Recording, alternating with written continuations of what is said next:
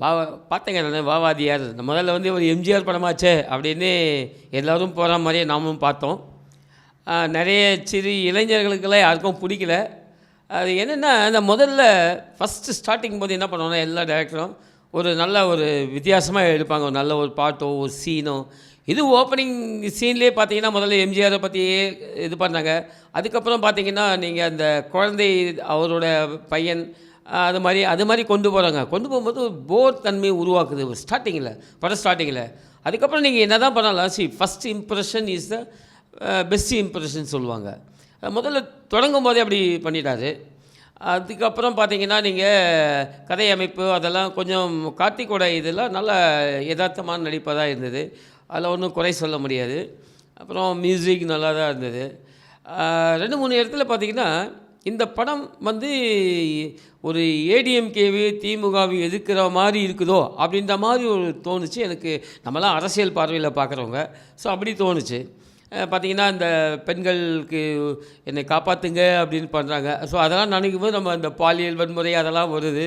So யாருமே இல்லையா, எம்ஜிஆர் மாதிரி ஒரு ஆட்சி வருமா, அந்த மாதிரி ஒரு நினைக்கிற மாதிரி கொண்டு போயிட்டாங்க காட்சி அமைப்பெலாம். அது நல்லா இருந்தது. அதுக்கப்புறம் பார்த்திங்கன்னா, நம்ம சவுக்கு சங்கரன் நினைவுபடுத்துகிற ஒரு சீன் இருந்தது. திடீர்னு அவர் என்ன பண்ணுறாரு, இந்த எம்ஜிஆரவே வாழ்ந்து கொண்டிருக்கிற கார்த்திக்கோட தாத்தாவுக்கு 2 லட்ச ரூபாய் அவருடைய பேங்க் அக்கௌண்ட்டுக்கு வருது. ஸோ அதுதான் கண்டுபிடிக்கப்பட்டது. அவர் வந்து சஸ்பென்ஷன் பண்ணுறாங்க. ஸோ இது மாதிரிலாம் பார்த்திங்கன்னா, கொஞ்சம் அரசியல்லையும் வந்து விளையாடி இருக்காங்க. அப்புறம் சொல்ல வேண்டிய கருத்தெல்லாம் விட்டுட்டாங்க. இப்போ எப்பவுமே பார்த்திங்கன்னா, ஒரு யங்ஸ்டர்ஸ் அவங்கள கவர்ற மாதிரி தான் இப்போ இருக்கணும் எல்லாமே. இன்றைக்கி கூட பார்த்திங்கன்னா, பொங்கல் பண்டிகை எல்லாம் ஜொமேட்டோவில் பொங்கல் வாங்கி கொண்டாடுறாங்க. அது மாதிரி காலத்தில் இருக்கிறது.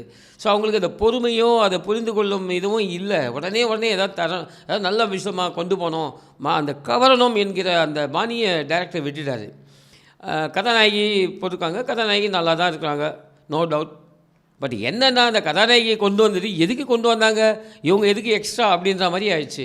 ஒரு பாட்டு இருக்கும் அப்படின்னு நினைப்போம். இப்போ பாருங்கள், கதாநாயகனும் கட்டி பிடிக்கிறாம ஒரு சீன் இருக்கும். உடனே ராஜாவின் பார்வை அப்படின்னு ஒரு பாட்டு எடுப்பாங்க. நல்ல ஒரு பாட்டு வரப்போகுது அப்படின்னு எல்லா ஆடியன்ஸும் ஒத்து பார்க்கும்போது அந்த சீனே கட் பண்ணிவிட்டு வேறு ஒரு சீனுக்கு போயிடுறாரு டைரக்டர். அது அவர் என்ன அழுத்தமோ தெரியல, அதை தரலை. பாடல்கள்லாம் பார்த்திங்கன்னா, எம்ஜிஆர் படங்கள்லாம் கொஞ்சம் நல்லா இருக்கணும்னு நினச்சி போவோம். ஆனால் அது மாதிரி இல்லை என்பதும், மக்கள் வந்து அதை ரொம்ப தேவையில்லை, என்ன போர் அடிக்குது அப்படின்ற மாதிரி நிலைமைக்கு கொண்டு போயிட்டாங்க அதை.